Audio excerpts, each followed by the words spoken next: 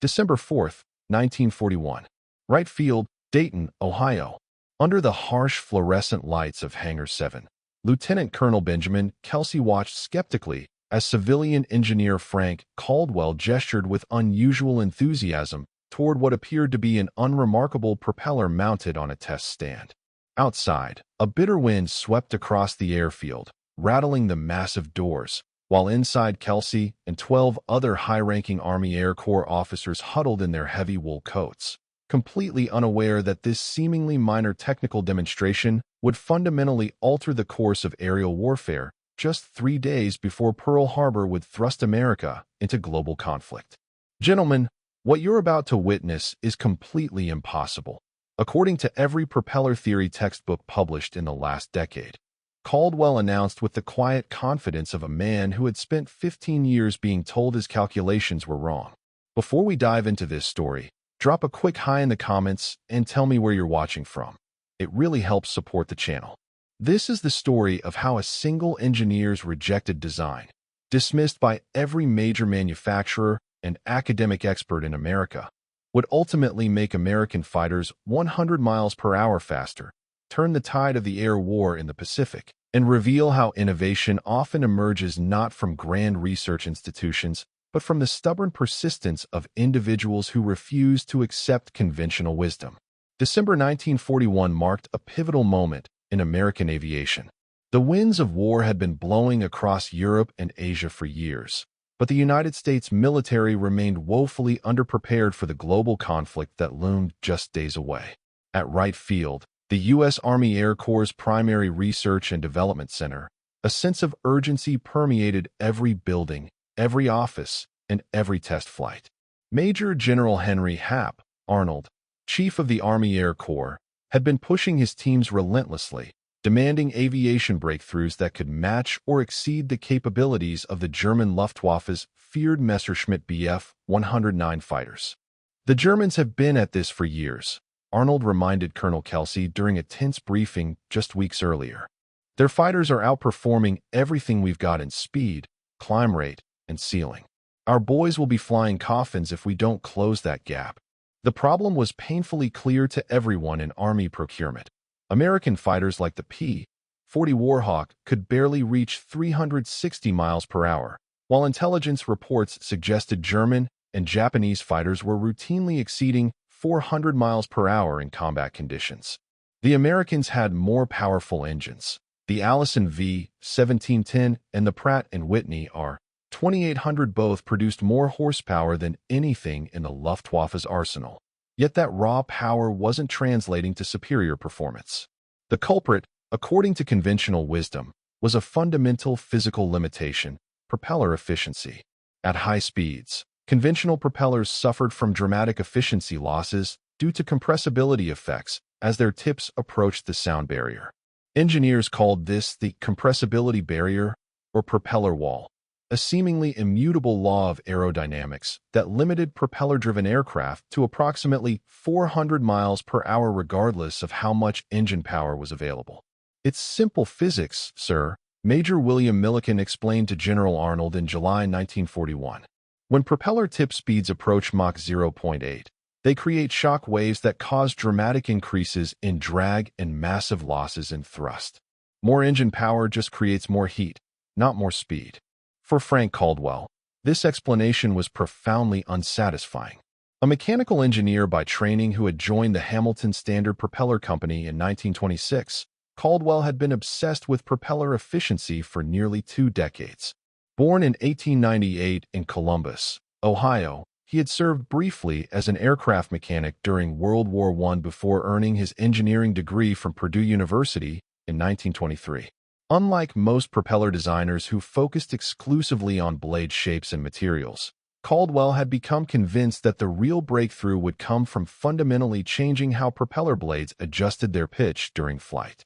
"The problem isn't the propeller itself," Caldwell explained to his small team at Hamilton Standard's research facility in East Hartford, Connecticut. "It's that we're asking a single propeller geometry to perform optimally across wildly different flight regimes. It's like trying to design a single gear ratio for a car that has to climb mountains and race on straightaways." Caldwell's insight was that propellers needed to function more like automatic transmissions than fixed gears. Since 1935, he had been perfecting a complex hydraulic system that could automatically and continuously adjust propeller pitch to maintain optimal efficiency as airspeed, altitude, and power settings changed. His system, which he called the hydromatic, represented a quantum leap beyond the crude two-position propellers then in use. But when Caldwell presented his initial design to Hamilton Standard's senior engineering staff in 1937, the reception was ice-cold. "This is needlessly complex," Chief Engineer Robert Ingram declared, dismissing the 37 pages of calculations Caldwell had meticulously prepared. "The weight penalty alone makes it impractical for fighter aircraft, and the reliability concerns are insurmountable." Brigadier General Oliver Eccles, head of Army Air Corps Material Procurement, was equally dismissive when Caldwell managed to get a meeting through a former college classmate in 1939. "Mr. Caldwell, with all due respect, we're preparing for the possibility of war. We need proven, reliable technology, not experimental systems that could leave our pilots stranded at 20,000 feet when they fail." What neither man understood was that Caldwell's system didn't just offer incremental improvements. It promised to shatter the compressibility barrier entirely by allowing propellers to operate at peak efficiency regardless of airspeed or altitude. For 2 years, Caldwell refined his design in relative obscurity, working nights and weekends, often funding prototype components from his own modest salary. Hamilton Standard reluctantly allowed him to continue his research, primarily because their military contracts included provisions for exploratory R&D. By early 1941, Caldwell had produced a working prototype that he tested on a modified P-36 Hawk at Rentschler Field in Connecticut. The results were startling. The test aircraft showed a 47 miles per hour speed increase with no other modifications.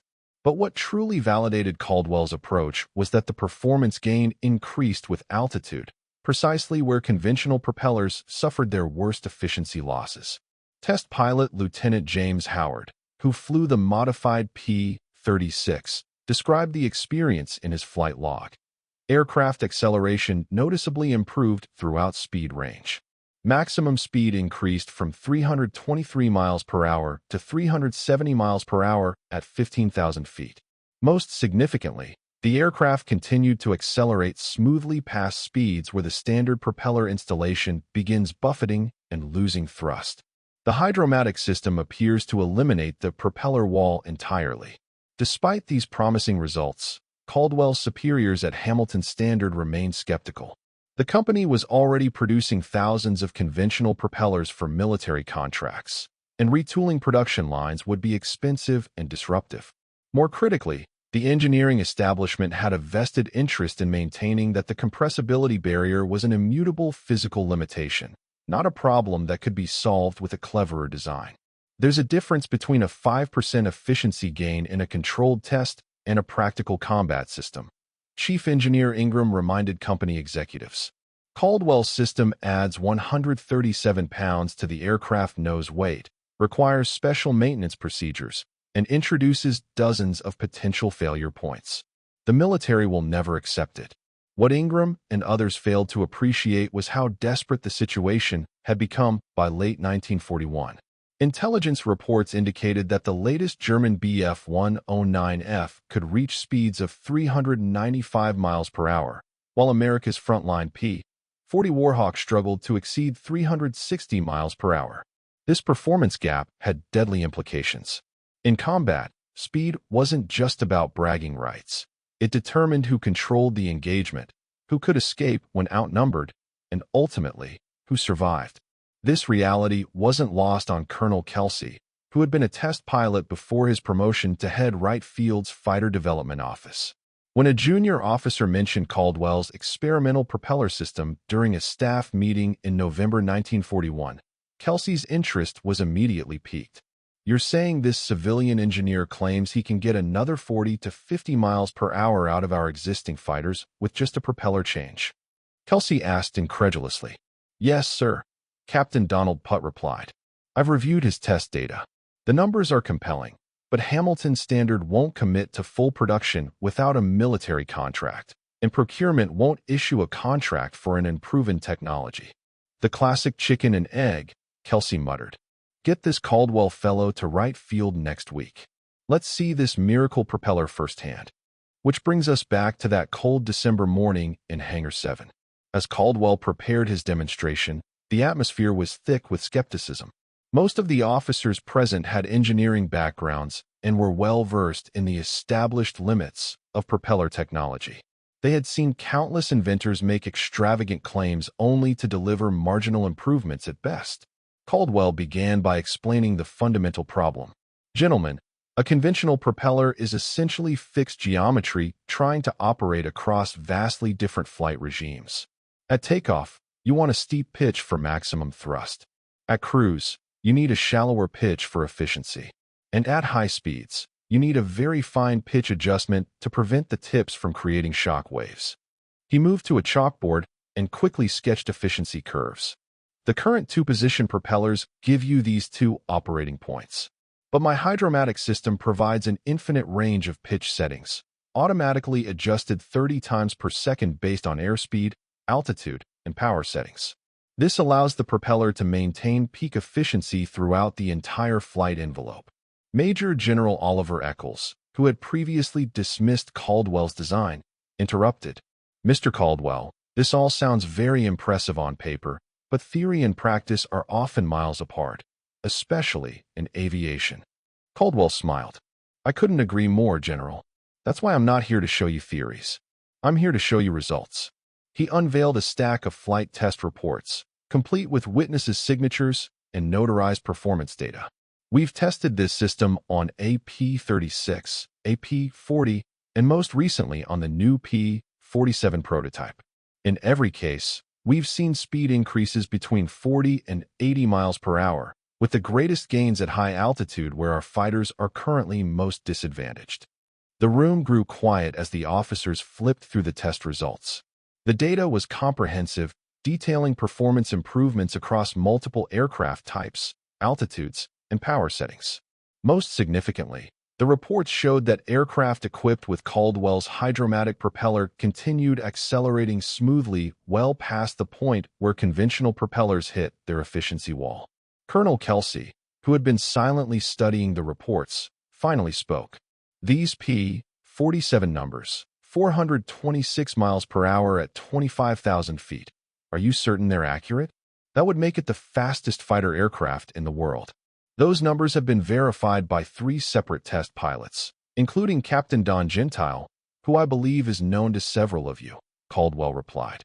Gentile was already gaining recognition as one of the Army's most talented test pilots, and his endorsement carried significant weight. General Eccles remained unconvinced. Mr. Caldwell, impressive as these numbers may be, you still haven't addressed the reliability concerns.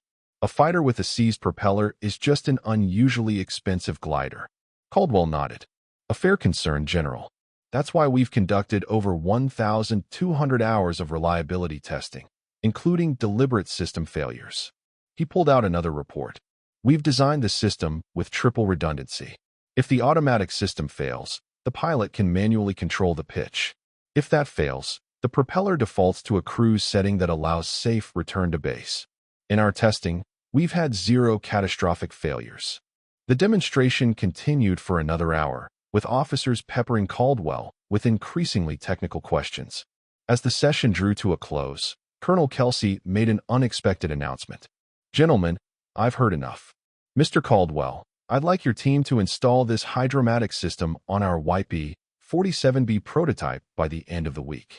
We'll conduct our own verification tests before making any decisions. This was precisely the opportunity Caldwell had been fighting for. Within 72 hours, his team had removed the conventional propeller from the massive Republic P-47 Thunderbolt prototype and installed the hydromatic system. The P-47 was an ideal test case. Its massive 2,000 horsepower Pratt & Whitney R-2800 engine produced enormous power, but much of that potential remained untapped due to propeller inefficiency. The morning of December 8, 1941, dawned with the nation in shock. News of the devastating attack on Pearl Harbor had reached Wright Field the previous afternoon, and the base was on high alert. Despite the crisis, or perhaps because of it, Colonel Kelsey insisted the propeller test proceed as scheduled. Especially now, we need every advantage we can get, he told his staff. If Caldwell's system works as claimed, it could be decisive. Test pilot Major Vance Breeze, a veteran with over 5,000 flight hours, was selected to conduct the evaluation. As he climbed into the P-47's cockpit, he couldn't help but notice the gathering crowd of engineers and officers. Word of Caldwell's extraordinary claims had spread throughout Wright Field, attracting both curiosity and mockery. "Don't worry if it doesn't work," a senior engineer called out to Breeze. "No one expects miracles." The massive P-47 thundered down the runway and lifted smoothly into the overcast Ohio sky. Those watching could tell nothing unusual from the ground, but in the cockpit, Major Breeze was experiencing something extraordinary. As he climbed through 10,000 feet, then 15,000, the massive fighter continued to accelerate with a responsiveness he'd never felt before in a propeller aircraft. Typically, fighters would begin to feel sluggish above 15,000 feet as their propellers lost efficiency in the thinner air. But the P-47 with Caldwell's propellers seemed immune to this limitation. Leveling off at 25,000 feet, Breeze pushed the throttle to full military power and watched in astonishment as the airspeed indicator continued climbing. 350 miles per hour.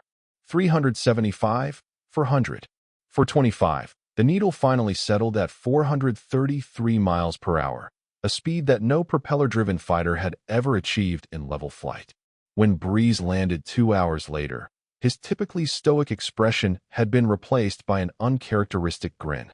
As he climbed down from the cockpit, Colonel Kelsey approached with a questioning look. "Well," Kelsey asked. "Sir, I don't fully understand how it works," Breeze replied. "But Caldwell's propeller just gave us the fastest fighter in the world." The aircraft was still accelerating when I hit 433 miles per hour. I ran out of courage before the P-47 ran out of speed. Within 48 hours, General Hap Arnold had been briefed on the test results. His response was immediate and emphatic. "Get this propeller into production yesterday. Every P-47, P-51, F-4F, F-6F, every fighter we have gets this system. Make it happen." The impact of Caldwell's innovation became apparent almost immediately. The first production P-47s equipped with hydromatic propellers reached Army Air Forces units in England by April 1942. Captain Don Gentile, now leading the 336th Fighter Squadron, wrote in his combat report after his first engagement with Bf-109s on May 3, 1942. "Encountered 6 Me-109FS at 27,000 feet near Lille. Previous intelligence indicated these aircraft could outperform our fighters at altitude. Instead, our P-47s outran, outclimbed, and outmaneuvered them completely. 3 enemy aircraft destroyed, no losses." The new propeller system transforms the P-47 from an adequate fighter to an exceptional one. Similar reports flooded in from other theaters. In the Pacific, where U.S. Navy F-4F Wildcats had been thoroughly outclassed by the Japanese A-6M0, the installation of Caldwell's propellers dramatically narrowed the performance gap. Lieutenant Commander John Thatch, developer of the famous Thatch Weave defensive tactic, reported after receiving hydromatic-equipped F-4F 4S in June 1942. New propeller system provides approximately 43 miles per hour additional speed at combat altitudes. More significantly, aircraft energy retention during combat maneuvers is substantially improved. While the Zero remains more maneuverable, our pilots now have the option to disengage at will, which fundamentally changes the tactical situation. By mid-1943, every American fighter in production was equipped with Caldwell's hydromatic propeller as standard equipment. The performance gains were most dramatic on the P-51 Mustang, which saw its maximum speed increase from 382 miles per hour to 437 miles per hour with no other changes.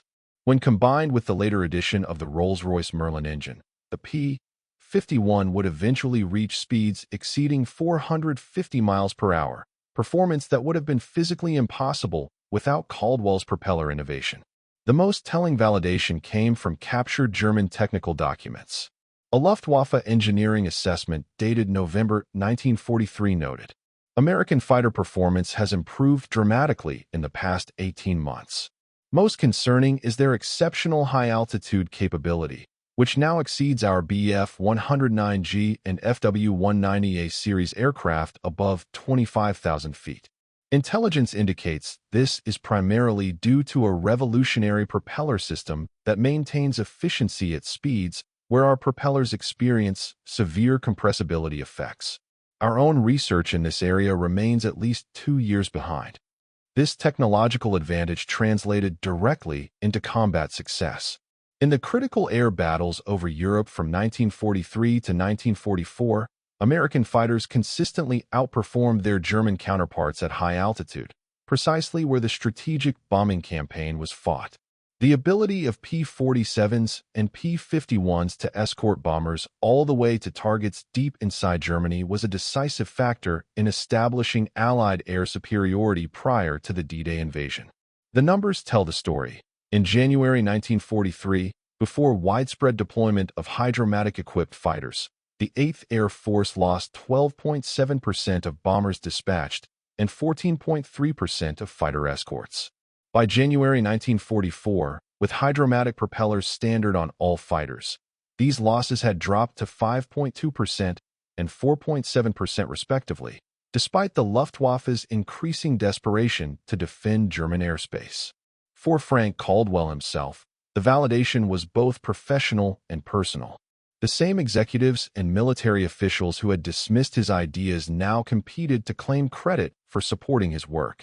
In December 1943, Caldwell received the Collier Trophy, aviation's highest honor, for the greatest achievement in aviation in America with respect to improving the performance of military aircraft. In his acceptance speech, Caldwell demonstrated the humility that had characterized his 15-year quest. This award properly belongs to the test pilots who risked their lives to prove the system, the mechanics who maintain it, and the factory workers who produce it by the thousands. I merely solved an interesting engineering puzzle. After the war, historians and engineers would recognize Caldwell's hydromatic propeller as one of the most significant but least celebrated innovations of World War II aviation.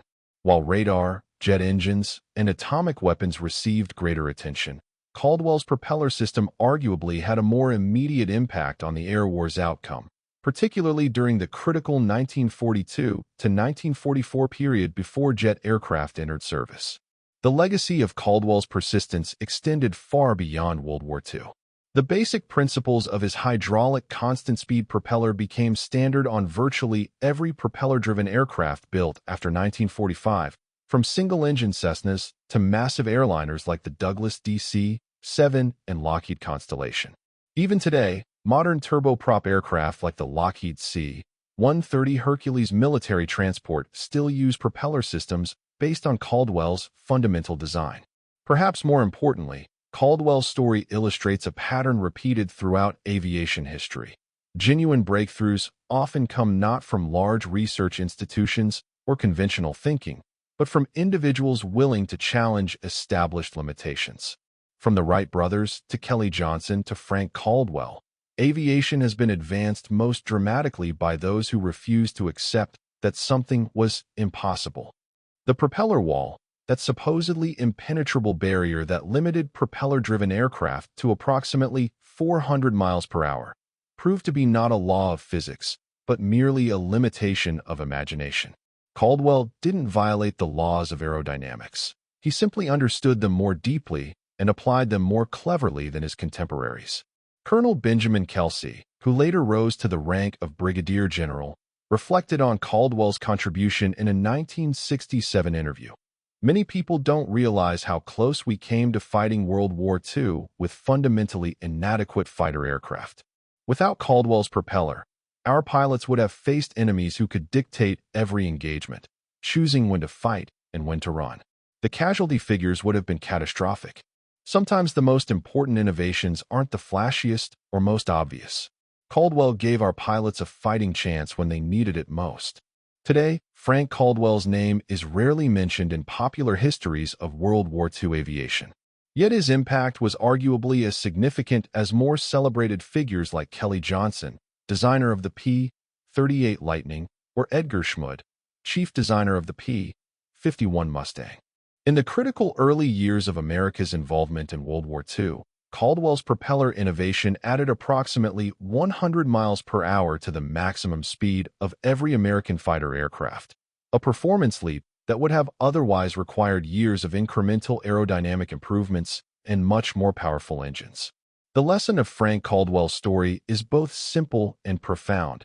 Technical limits often exist primarily in our understanding, not in physical reality.